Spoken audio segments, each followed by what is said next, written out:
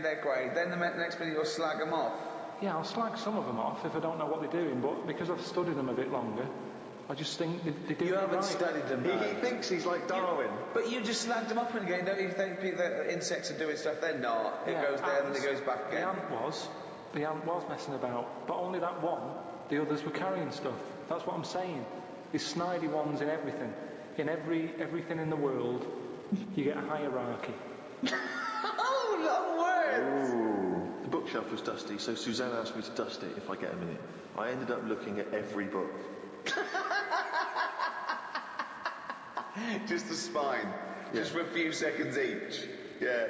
Didn't open them. I looked in the dictionary to see if the word dictionary would be in the dictionary. I didn't think they would bother with it being on the front page, but it was in the book as well. It's a good point though, isn't it? No, it's not a good point, because you didn't tell us anything. Dictionary is in the dictionary. Well, of course it is. Well, why? If you go, how do you spell dictionary, you look at the spine and you go, oh, there it is, D-I-C-T, and all that. So what does dictionary mean? It's a book full of words, isn't it? That's what it means. All books are full of words, you idiot. How to spell them. And if you don't know No, what it's it not is... how to spell them. Alright then, well... I'll just look up something. No. It's not a book full of words. No. It's the meaning. Give us the definition of dictionary. Meaning.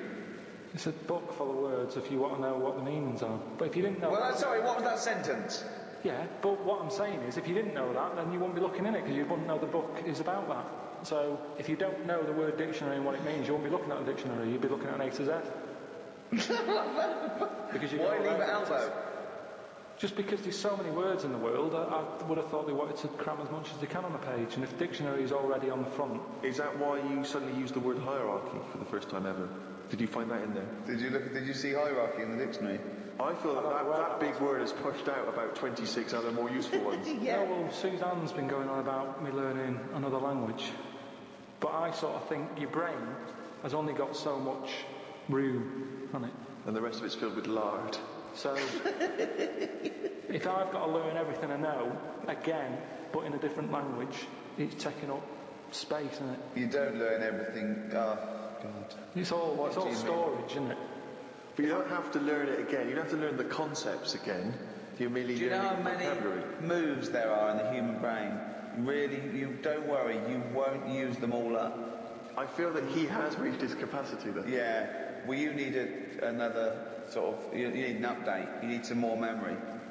Woke up to some interesting news. It's good when this happens because it sets me up for the day ahead. If it's miserable news, it affects my day. It said on the news that they have found 2 new flies. Fucking hell, more insects! What have you done? Is that all you've done this summer? Bong, trouble in the Middle East, bong, 2 new flies found. Ladybird climbs up arm. They were found in the UK and they were found close to each other. Maybe this happened because they were different than the other flies and weren't expected to hang about together, so that's why they knocked about with each other. That would happen, wouldn't it? What do you mean? There's 2 new flies. What do you mean? Does it mean there are 2 new flies that are a different species? Yeah, 2 new species, and they found them close to each other, right? Yeah, but they didn't mean there was one of each. No, yeah, they did. They found 2 different ones. No, they have. Seriously, I know that's right, that's a fact. So you've got, like, I don't know the names of them, they give them odd names, don't they? Well, say you call it A and fly B, right? Yeah. Fly A, I don't know, say that's orange. B. Fly B, yeah. This is painful. No, but I'm just making it easy. But Fly B wears a little hat. It's a little hat. Right, yeah, fine. Now, they found the orange one and went, look at this over here. This is a bit weird. And they've gone, oh, that's a new species. Log it, whatever. And then the other one went, oh, keep your pen handy. Look at this one, it's got a hat on. So then they found them both within the same distance. I don't know what that sentence means. Keep going. They found them both within the same distance. But without interrupting him, let him finish this point. Let me just make one thing clear. Karl Pilkington just said they found them both within the same distance. Think of that! Don't know what it means, but go on, let him finish this point. So what I mean is, they weren't knocking about with other normal houseflies because they were probably sort of going, oh, he's a bit weird. Leave it. Yet because the other one was also odd, they're hanging about with each other. Don't you understand that? Why is that such an odd concept? Because you think of it as like 2 little new kids in school. Yeah. They find out they're both new and they've got something in common. They're both goths, so they start hanging out together. And this was on the news, was it? Yeah, just on the radio, yeah. I know if I looked into that story, it would be 90% wrong. Bit tired today because didn't get to sleep as early as I'd wanted due to a moth getting in the bedroom. I got it in a glass and looked at it for a bit and then let it go because Suzanne wanted to go to sleep. Looked up some interesting news. Some people dug up an old body in Ireland. Turns out it's well old and was here when dinosaurs were here. The really weird bit is it had hair gel in its hair. Right, what is it? Fella, Well, no, it wasn't around when dinosaurs were here then. just a bit after. Right, fine. A lot after, yeah, go on. I think any hominid, anything that could even be linked to anything that may become man, is only about 1 million years old, and I think Homo sapien is probably only about 150,000 years old. Dinosaurs are about 150 million to 250 million. Yeah, no, it's not the age bit, that's amazing. It's the fact of, there's a fella, won't have even had shoes on his feet, Right. and yet he was worried about his hairstyle. Right, well that's definitely not true either. This is unbelievable. Well, there was a man on the radio doing poetry, says Karl in his diary. I thought I'd have a go at doing a poem about today. Not really. Steve, I'm a little bit queasy. He hasn't really written a poem. He's written a small poem. No, he hasn't really. Yes. If moths had eyes... Fuck me! Let me read the poem, okay? You wouldn't interrupt T.S. Eliot. Okay. Okay. If moths had eyes, would they be happier? How do they know they're not dead? Cavemen hunting for food, but not before they style the hair on their head. What would last longer in dinosaur times? A blind man didn't stand a chance. Not with all them rocks about. I'd rather be a blind moth. Right. It may be the greatest poem ever written. Just dissecting it briefly, you attempt to rhyme in the first 4 lines, but abandon the rhyming system in the last 3. Is there a creative decision for that? Can we have Karl read that? By all Sorry, means, yeah. just you read it as you would like to. So this is, imagine this, right? Okay, this is going out all over the world. This podcast.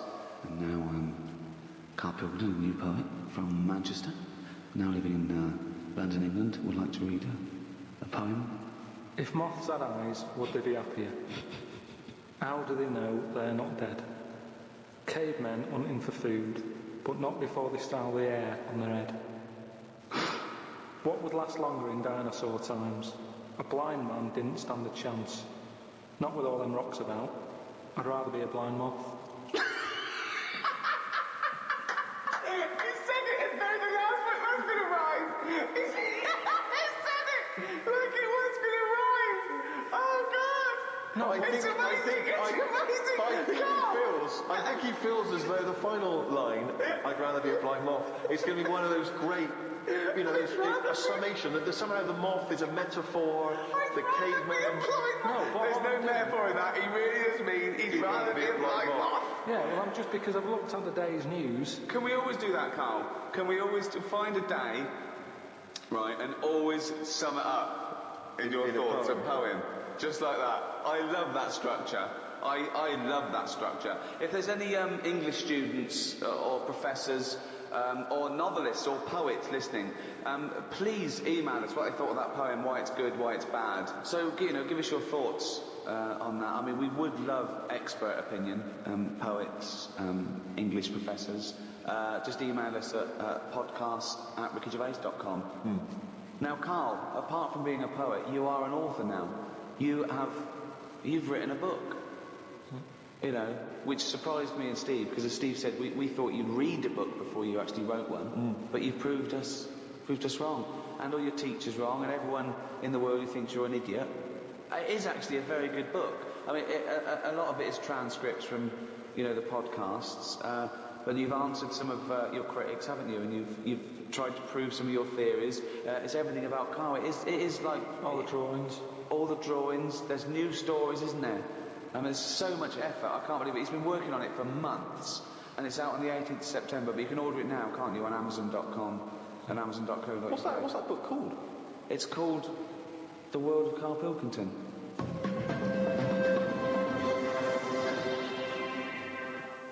Well, thanks very much. Goodbye from me, Ricky Gervais. Goodbye from Stephen Merchant. Goodbye. And goodbye from the little hollow, egg-headed moron that is Karl Pilkington. Right.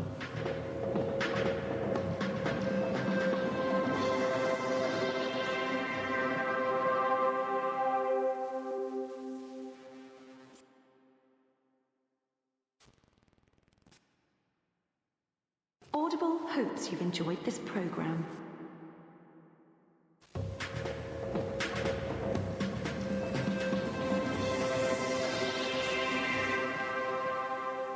Well, episode 2 of season 3 of the Ricky Gervais Show, with me, Ricky Gervais, Stephen Merchant. Hello there. And Karl Pilkington. All right. What's been going on? What's been going on? I've been to hospital. I was rushed to hospital, like emergency and that. Had a tube put on my knob. You had a tube put up your knob? Yeah. What's the story? Kidney stones. Oof. So, shouldn't really be here, to be honest, doing this. He said rest and that. Climbing them stairs on the way in. To be quite honest, it doesn't look like you're expending a lot of energy at the moment. It's like at Zookeeper going, oh, that sloth move today. Calm down. Yeah, but I had to get here. It's been raining. Yeah. I had to come up the stairs. I had to carry the computer. Yeah. Well, that's not entirely true because your girlfriend was carrying it. I saw her outside. Yeah, but I'm just saying. And then you handed it to me and said, Steve, carry this. So Almighty. Yeah, I know. that's already a lie. Christ almighty. Whinging. Not whinging. I'm in show business. I know loads of people that wake up every day with a sore knob, feeling like they've had their kidneys probed, and they will say they're unconscious. So they don't whinge about it. They get straight back onto it. A lot of them are on TV now. Yeah, straight back to hosting game shows.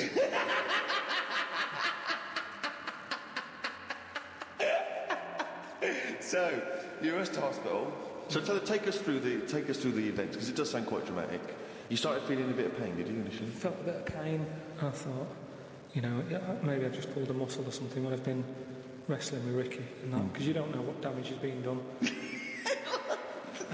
So I just think, it'll go in a minute, and then it didn't. It got a bit badder.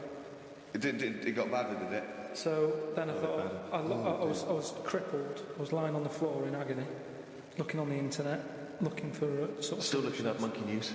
No, I just put in like bellyache and stuff, and they were saying it can be loads of different things. What I used to do when I was a kid, I used to always just get a cold ashtray and put that on my belly, and the coldness used to get rid of the badness. Amazing. The coldness got it. Like a witch doctor.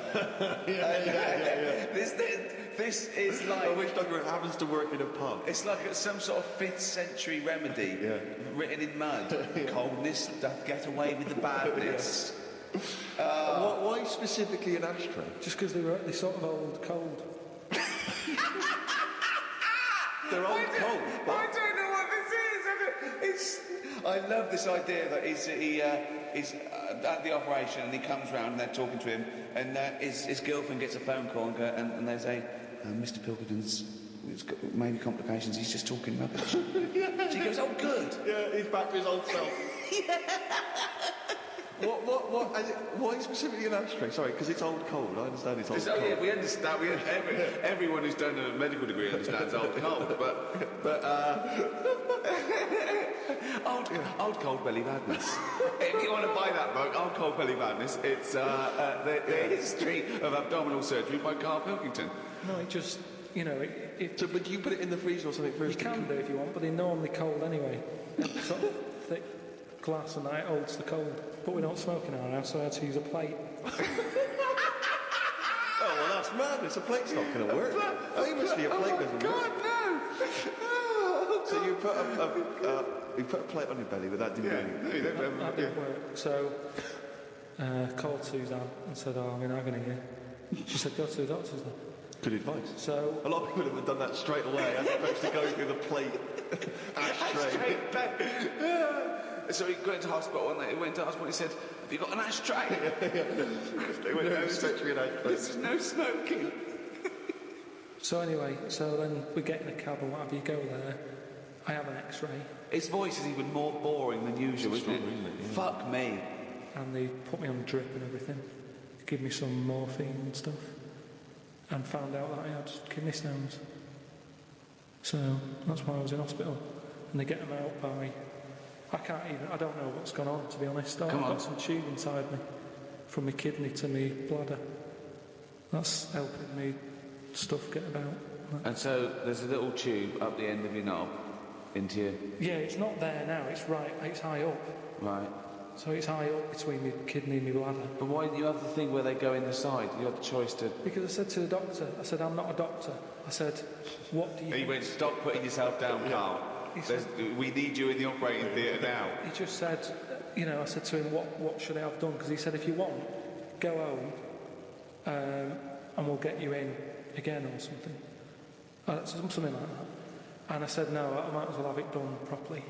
Have it done now whilst I'm here. Sorry, the choice was have it done properly or go home. It was something like that. He said there's something you can do. And I said, oh... Flush it out. No, because it's too big. It's something like 7 millimetres. And it's basically because you don't drink enough water. Yeah. So, anyway, I said, what do you think I should have done? And he said, tube up the knob. And I said, not my favourite one of the choice, but if that's what you think. So he said, yeah, have that. He did me little diagrams, which didn't help. He was like showing... How big did he draw your knob? Sort of normal size. Yeah? Was it? It was all right. You weren't offended by them? Well, he went into detail. It's just, more the tube and stuff and your Yeah. bladder and your kidney. What was your ball bag like? Did he draw that? He didn't do that bit. He left that bit out. Okay. Right. But he said, we'll just pop that up there. And then that's when Ricky turned up to visit. He came in laughing at me because we sat there in like my underpants and stockings. Yeah. Why were you... He was there, no, he wasn't in bed, he was sort of out of bed with his little drip, right? He had his little boxer shorts on, just sat there, right? In his pants, right? And he had stockings on. Yeah, because they stop clots or something. They put them on your legs. It's like, when people have got big veins and they go on a plane. Right. You said you're not a doctor. No, but I've seen it because Suzanne's mum did it, and she put them on ridiculously early, like 3 days before we were going away. And she'd never been away before, and everything was like over the top. Do you know what I mean? She was like, best put them on. And, so I put them on, and they I don't know what it is. It's something when you're under, your blood doesn't move about the same, Right. and it can clot up in your leg. So you wear these tight tights. And I came in to cheer him up, didn't I? Yeah. Was that a nice cheery experience in coming in? I had a headache at the time. I think I was a bit stressed out. Well, he's just the man you want at that point. Yeah. He reassured you, I imagine. Well, it's weird how it suddenly all happened quick. It was like as soon as he came in, it's like they got the finger out. And when I say Not that, literally. Yeah. suddenly I was being rushed down to, have my stuff done. And I woke up and there was an Irish woman over me going, are you all right? You all right? And I said, oh, it's stinging a bit. She said, I'll give you some more morphine. And I sort of put my head up to have a look at my tackle because I wanted to see If it was still there. what was attached to it. Do you know what I mean? Because they said something about they might leave some string hanging out of it so they can pull the tube out. It makes you talk. So, I had a look for that. Couldn't see any of that. Yeah. But as you put the morphine in, all the muscles in your body go funny. My head just collapsed. Your head collapsed. Yeah, I sort of looked up to look at my stuff, but then she said, oh, you just need a little bit of morphine. And she put that in, and I just sort of went, oof. And then they sent me home about 2 hours after.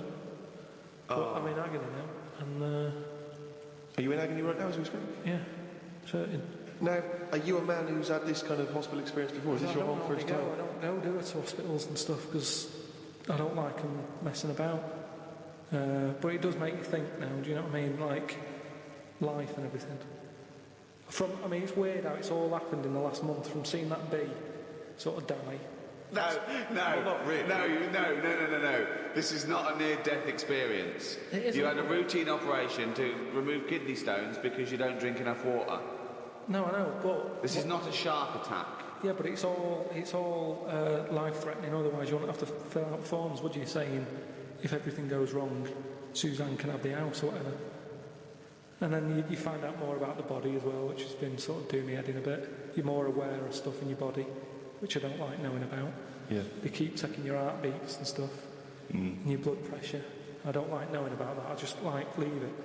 It's happening. Don't be messing with it. Stop measuring it. Stop measuring it. No, do you know what I mean? That's the same with the knob. It's that thing of like, they put that thing. That's what the anaesthetist was doing when you were under, wasn't it? Yeah. He was comparing the diagram to the actual thing. Oh, God. The fella across the way from me had the same thing as me, but he'd had it a couple of days ago when he was in agony. So that doesn't help. And he's saying, "Oh, I've been to hell and back." Like, don't tell me that. Sure. I don't want to know. Just say it was all right and stuff. So it just the whole thing of a hospital is stressful. Do you know what I mean? They wake you up like every half an hour in the night, saying, "How do you feel?"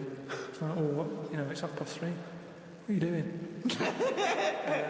I've got to have it done again in a couple of weeks because what they've done now, they've popped that straw up, but the stone's still in there because they didn't have the laser team in with them. Blast the stone, and then that time they're probably going to leave a little bit of string out the end. Then they have to go back 3 days later and they pull it out.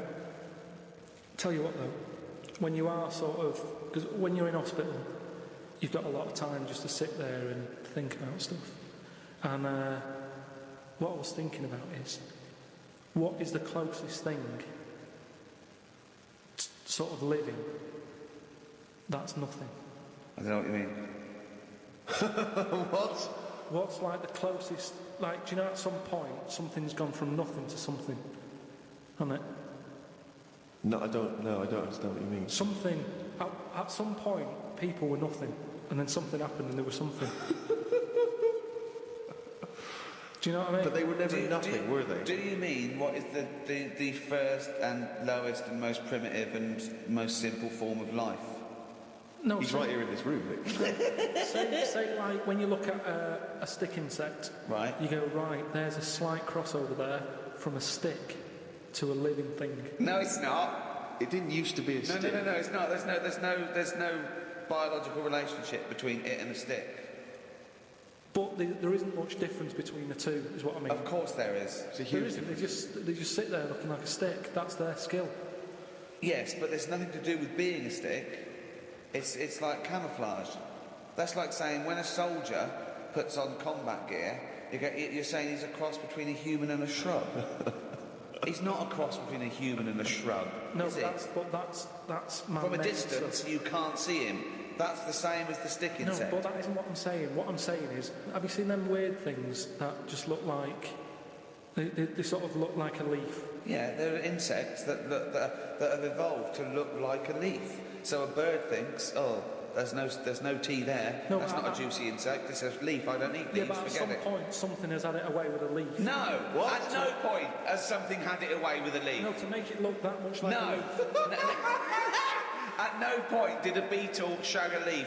There's nothing on a genetic level or molecular level, anything to do with it having anything to do with a stick or a leaf. It's superficial. It's the way it looks. That's all. That's like saying comedians must have mated with green once. They are green. No, but it looks like a leaf. What I don't want I would have gone, get rid of it. God! Under what circumstances would you have killed that from day dot? I'm just saying, looking at it, I'd say that does not work. And it looked sad. It looked like it didn't want to be around. Have you got her number?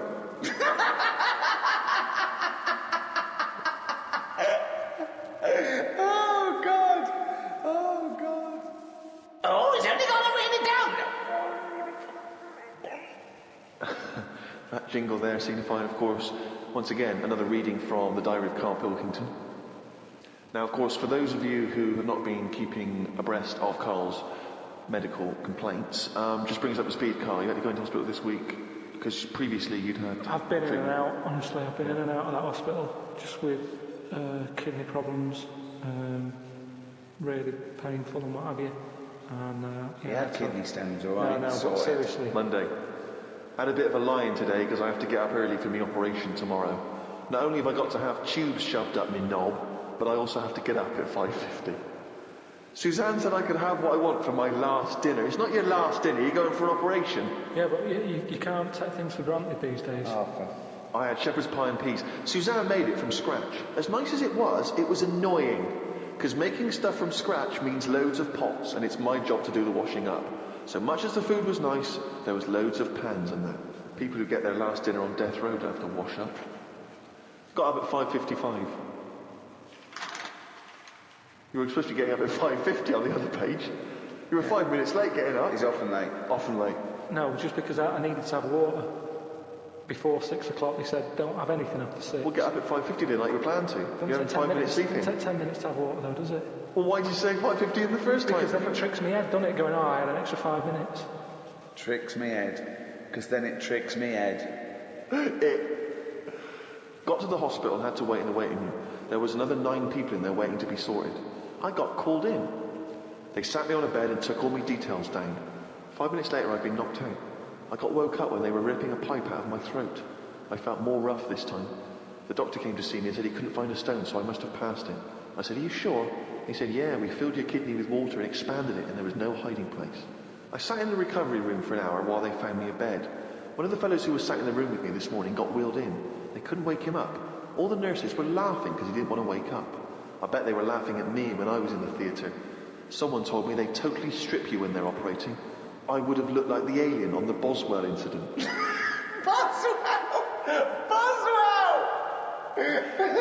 quite a nice analogy if it weren't for the fact that you said Boswell. It's the Roswell incident. Didn't sleep much through the night because there was a 60-year-old fella shouting at the nurse about his pillows.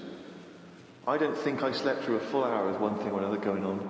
My bed was next to the toilet, so I kept hearing the flush. How do they sleep in hospitals, though? They wake you up to give you fucking sleeping pills and things, don't they? How do you sleep in there? It's always hot. It's always like 90 degrees. There's no air. Is that to make you drink water? I don't know what it is. There's no air. There was an old fella across from me who kept breaking wind. He didn't even try and cover it. He was just of that age where he didn't care. Just like, that's what I do. I'm in the hospital, leave me alone. What do you mean? Just, I don't know what was wrong with him. I talked to him because at first I felt sorry for him. I was a little bit like, you know, he's had no visitors. No one's calling him up, so I'll talk to him. But then he got that familiar with me that he'd just be doing it whilst I'm chatting to him. Just like he's my granddad or something. It's just like, oh, that's what he does. It's like, well, I'm ill as well. Stop doing that. Honestly, unbelievable. He didn't even try and cover it with a cough. It was just like, that's... How would you cover it with a cough? Just non-stop. Got home and sat down. My pains are coming back, but the doctor said this would happen, that my insides are still in shock, so I need to take it easy. It's 9 o'clock. I'm in agony. I can't do the diary for the rest of the day. Jesus. So you may as well just tell us then that. Right, well, yeah, after that, went back in. Suzanne just got frustrated with me because I was rolling about on the floor and she was trying to watch Arthur. Right? So that was on the other night. I thought it was when you lodge her. So, and she said, look, if you're in pain, do something. She said, you know... You went and got a cold plate. Yeah. No, use an ashtray. Plates are for liver damage. She said, right, come on. Let's, actually, I can't put up with this. It was like 2 o'clock in the morning. So we left the flat and what have you. Got in a taxi. He filled up on the way, which was annoying. He did it. That is cheeky. That really, I mean... On the way to the hospital. So... Because he's not an ambulance driver. Did you explain that to where you were going? I was in that sort of thing where you just can't be bothered. Do you know what I mean? I was in sweat and stuff. He came back with a scratch card and some barbecue. Briquettes, yeah. So anyway, he gets us there and he doesn't charge us, which is pretty decent. Oh, that's all right, yeah. So I go in and there's like... I don't know if you've been in like A&E at like 1:30, 2 in the morning. It's just depressing. Fluorescent light doesn't help because it makes everyone look iller than they actually are. So in there was a woman who was just sat there crying. She wasn't holding onto any part of her body. She was just sat there whinging. And when you're feeling bad, you've got that going on. So you just want to tell her to shut up. There was a fella who was like moped over in a wheelchair that someone had just chucked in. Moped over? It looked like somebody had just sort of found him and wheeled him in. Nurse? Who's the guy moped over? So this gay fella came through. How do you know he was gay? Just the way he was. I'm not having a go. He was a good fella. Do you know what I mean? A doctor, you mean? No, he was a nurse. Right. And he came through and just sort of went, "Oh, how are you?" And I was like, "Oh, better days." So he got As me you on mentioned in the diary, I remember the first time when I came here, they said the nurse might put a tablet up my arse. I thought the chances of that happening had just increased. Oh, Carl! Yeah, but I would have let him do it, honestly. I was that sort of out of it.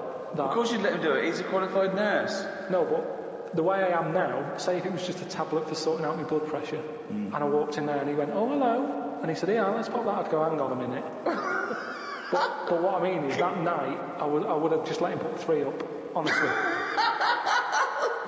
It's just weird, isn't it, how your body just goes, let them get on with it, and you trust anyone, don't you? When you're in that much pain and you need And help. they're a qualified nurse, yes. They gave me some morphine, and my sort of head caved in again like last time, and then the pain went. But anyway, just turns out that I'd had a load of like blood clots in the bit from my kidney to my bladder, and that was acting as a sort of a stone again. No, it's just, So that's it's just a scab, isn't it, where it's curing it? No, but all the work, when they blew up the kidney, they blew up the kidney 4 times its normal size, so there was no hiding place for the stone. Yeah. So when they did that, it caused a lot of blood. It must have ripped the sides of it and stuff. And then that blood was in the kidney, and it went down the pipe and blocked it up a little bit. And that's the pain that I had. It was sort of, had problems getting through all this thick blood that it caused. So the weirdest thing that happened when I was in there, right? The morning, like after I'd had the morphine and what have you, right? I slept pretty well. But I woke up and you have like a telly for your own bed that you're allowed to use if you pay for it. Right? So the glow from that woke me up because they come on at about 7:10, and the telly's in front of your head. Right? So you're getting this glow and you're going, "Oh, what's that now?" And I looked at it, and all it had written on it is, "Karl received bad news about your father." Right? And I was like, is this what they do now? Because it's such a big hospital, do they just text you sort of news to your bed? And I was kind of like I say, it was early, it was 7:10 or whatever. Thinking, what's going on? I didn't have my mobile. Suzanne took that. And I was looking at it, I read it again, I thought, it might come up with more, like, what's up with him? Turns out it's just a review for Neighbours. It just tells you... It tells you what's on the telly that day. And there's some fella in Neighbours who's called Carl, whose dad went bad. So that sort of woke me up a bit. I had a bit of a shock then. It was kind of like... So I was wide awake at like 7:15 in the morning because my heart went a bit fast because I thought something had happened to me dad. Karl, of course, has written a poem about the experience entitled My Ward. All I've done here, I've been through I don't know what the word is, bad experience. Trauma. A trauma, yeah, I've been through a load of trauma. So I'm just finishing it off with a little sort of picture for people. Go on then. In my ward. It's called my ward. Me, a Chinese fella, and an old bloke who looked like Mr. Burns from The Simpsons. Don't know what was wrong with him, but breaking wind was the symptoms. No one visited him or called him. He seemed quite lost to me. As well as wind problems, he had a colostomy. When I left, I said, "See you" to the old man. Turned out the other fella wasn't Chinese, he was from Japan. I never found out what was up with him. You've got a little picture there, haven't you, of me sat in my ward. I'm sat there with that fella who I didn't talk to, the old fella who had wind problems. And that's what a poem is, isn't it? But the detail about you thought he was Chinese and he turned out to be Japanese, how is that evocative? That's just a piece of misinformation. It's just I like it. I imagine a lot of people make I like it that because you mistake. know why?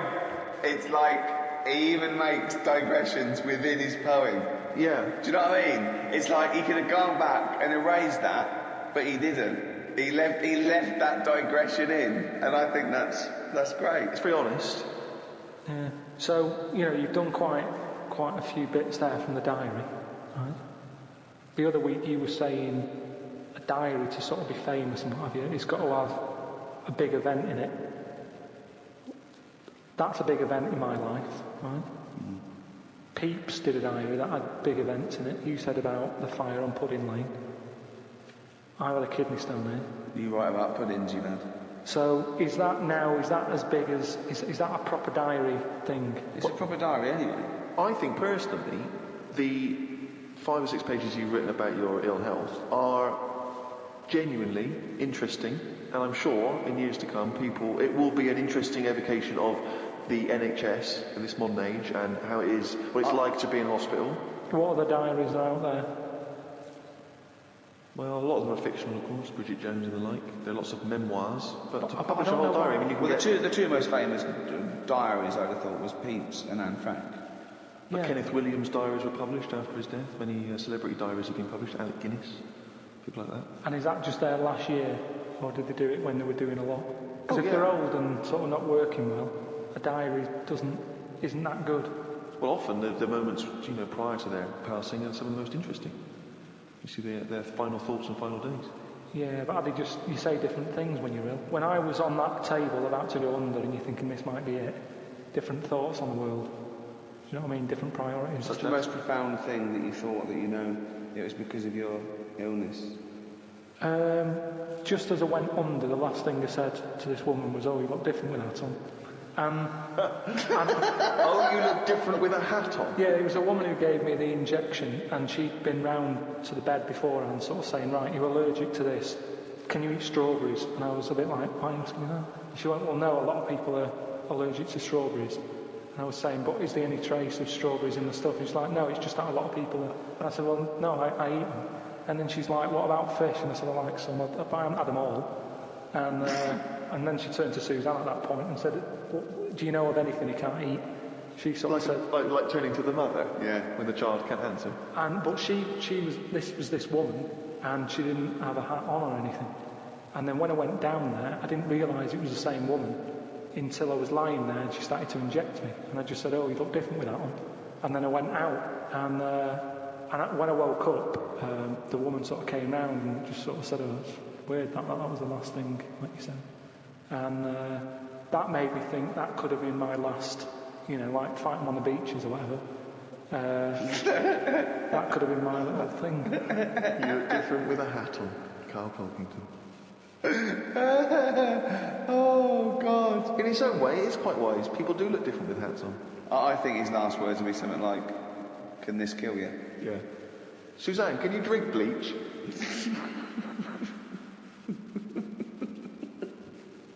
Oh, chimpanzee, that has only gone and written it down.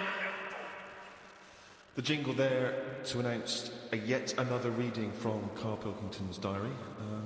When are you going to write until, Karl? What have you got? You're going to do I've got to do as far as December and then that's it? I don't know, when does the diary end? 31st of December, usually. Yeah. Do it the whole way there? Typical, always the same. Yeah, that's when I'll do it till, and then... Why do that? Why be conformist? Why end on December? Why not end on January the 31st?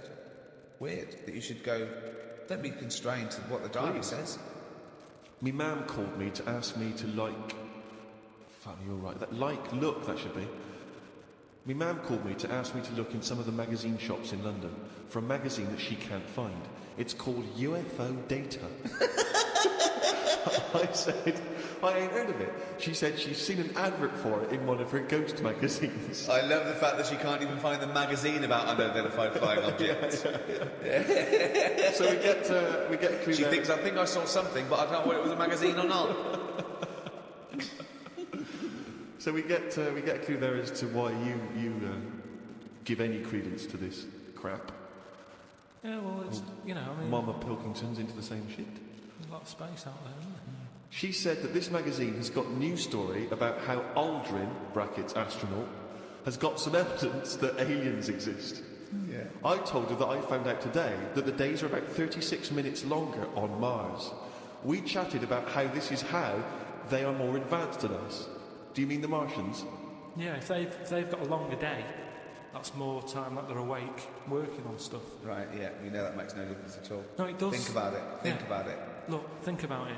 6 o'clock here, Yeah. people are going, "See you tomorrow, I'm going home." They'll be going, "Oh, another half hour." They've got a longer day, productive. And that's why they're able to fly. That's why they're whizzing around. Yeah, I'd sort of done it over the years. Christ almighty, what drivel! Suzanne got in from work at 11:30. I told her about the UFOs in Mars. She said she's too tired to chat. I said, does it mean aliens will be more tired than us, or do they get more sleep? I got no answer.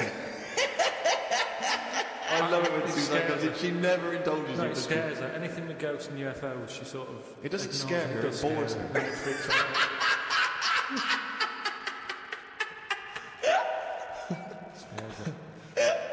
Okay. I'm knackered today, and the face feels dry and spotty. Oh God, what's wrong with you? It starts off moaning. The first thing he does is start moaning. He wakes up and goes, oh, fuck me, I didn't die. Oh, God. I'm knackered today, and the face feels dry and spotty. I think it's the change in water since being away, or it could be all the, it could be all the Madeira cake I had yesterday. I'm going to burst. But what's I'm the gonna Madeira burst. cake? The Madeira cake dries you out, does it? Well, it's just quite fattening, isn't it? But I like it. It's one of the little pleasures. Susan, I went for a wander about to try and find the UFO data magazine for my mum. I didn't know which category to look under. There were too many magazines. I noticed how on the rude magazines, the women are being pretty rude on the cover, but on the gay magazines, it's just a fella smiling, showing a bit of arse. I don't know why gay blokes would buy it. Blokes have got their own knob to look at if they like knobs.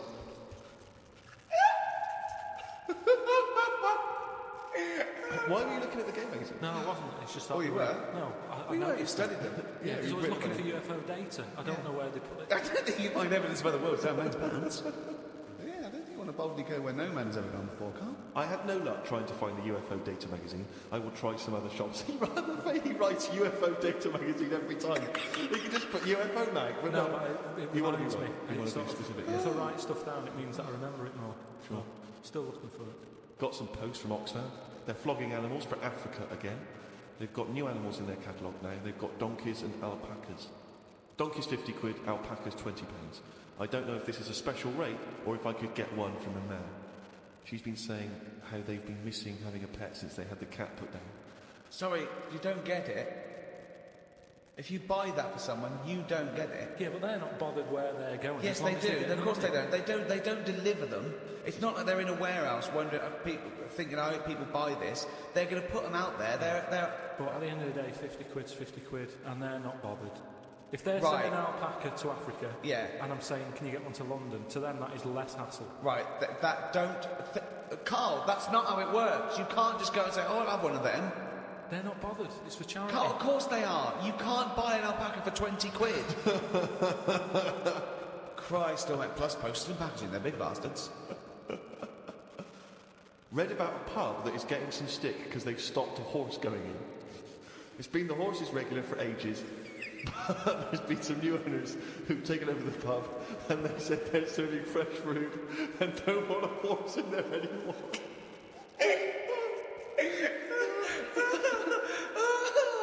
Oh, God. We've got to publish this diary. There's some dynamite stuff in We've here. got to publish the diary. I mean, this is never mind, peeps. Can't we put this out next year or something with a special CD? It's amazing. You can't keep this from the world, Carl. I met Suzanne after she finished work and we went for a brew in another cafe. God, Jesus. It's always having a brew in a cafe. It's like a sitcom. Suzanne said I look tired and fed up. I think it's because I ain't been sleeping. Or the Madeira cake, we don't know. Always been going to every news agency in London, looking at gay magazines. She taught me some way to breathe that will relax me. I wasn't feeling that relaxed though because the person behind the counter was banging about making a coffee. Noise stresses me out. I wonder if less deaf people die of stress than people with working ears do. Oh, it's the theories. It is such a noisy world, don't it? It is. London is noisy, very noisy. I think just everywhere, just noise in general. They were Yeah. saying now, like, every noise has been used at least 5 times or something. What do you mean? Because there's only so many noises in the world. I don't know what you're talking about. I don't know what you're talking about. No, there's only so many What do noises. you mean every noise has been used 5 times? I don't know what that means. I don't know what it means. Because I don't know. I've no idea. Every noise once has been used at least 5 times. there's only so many noises. It's like a piano, isn't there? There's only so many notes. Yeah. And there's only so many noises. Right. But because there's so much stuff, the same noises are being used again. I don't know what that means. By who? Who's reusing the noise? By whatever. So a you'll have- woodpecker when it's woodpecking? Yeah. Some birds make noises that would sound like a Ford Escort, just because there's only so many noises that people can use. What is he talking about? Noises are a byproduct. Outside an instrument, noises are a byproduct. A machine, they don't go, watch me make this noise, make this machine. It makes the noise it makes when it's doing something. Why does it make that noise? Why not pick another noise? They don't pick the noise. A printing press makes the noise because it's the sound of the thing going down. Yeah, you know, a hammer makes that noise because that's what it does. No one's going, can we make this make a different noise? No, it's a byproduct. I know. So there's only so many noises. I don't know what you mean. You said the byproduct is because of something that's happening, right? But it's the physical action, isn't it? And the way that impacts on the surrounding air. That's what how noises are manufactured. It's not a choice. When Stevenson's rocket came, I went. You make it go. It's that's the noise it made. I know, but then, say like a new frog comes out. Oh, what do you mean a new frog comes out? They find a new type of frog. Right. It makes a noise, and they'll go, "Yeah, I knew it was going to sound like that." What are you talking about? Because there's only so many noises. No animal comes out and makes like a weird noise, and you go, "I've never heard that noise before." They go, "That sounds like a chicken," or "It sounds like a Ford Escort," or there's only so many noises. What frog sounds like a Ford Escort? No, there can't be many because you've used Ford Escort twice as an analogy here. So you're running out of noises. You've come up with chicken and Escort so far. I can't explain. But the problem is, a Ford Escort sounds a bit like an Austin Allegro. So I know, yeah. And a chicken, you're ripping off the turkey, you cunt.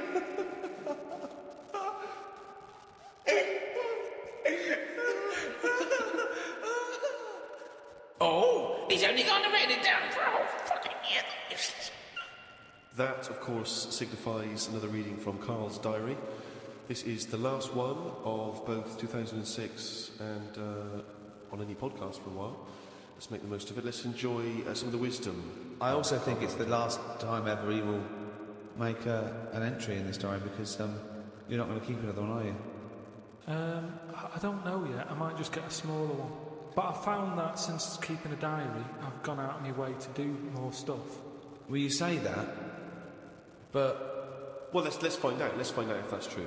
No, I have. I read a bit in the news about people being injured while trying to cut open avocados. It's a food that ain't worth injuring yourself for. If it's a hassle to get into, leave it to the experts. I have never bought one. I have also avoided coconuts and pineapples. The amount of hassle to get into these things outweighs the joys they give. Yeah. It's the same reason I never bought a pair of Dr. Martin boots. Too much hassle when it's time to take them off. Yeah, a lot of my mates used to wear them in like the 80s. You know, you can't just kick them off, can you? It's a big upheaval. You've got to unlace them. Since I found shoes with Velcro on them, brilliant. Just the way, I don't understand why laces... Is it because you can't tie your laces? No, I can do it, but it's wasted time. You're so lazy. Wasted time. That gives him more time to sit around and look at insects eating biscuits. Take off a pair of boots? Well, it's ridiculous. Seconds? He can't fit his days as it is. No, but I don't understand how some inventions sort of catch on and other things don't. But this is what I mean. He's got too much time on his hands. Sitting around at home thinking, why are we not using Velcro more? But there's one Velcro manufacturer going, yes, at last he said what needed to be said. Why don't you get it sponsored? Because you could wear a Velcro toupee. Because that would be great if we could do that. If someone could invent a little hairpiece for Karl, Velcro's the little bit of fluff he's got on the top of his head, his shiny orange-like head. Pop a little Velcro toupee on. I would love that. I would love to get him wearing a wig. But why necessarily reduce it to a toupee? Why not some kind of carrying device?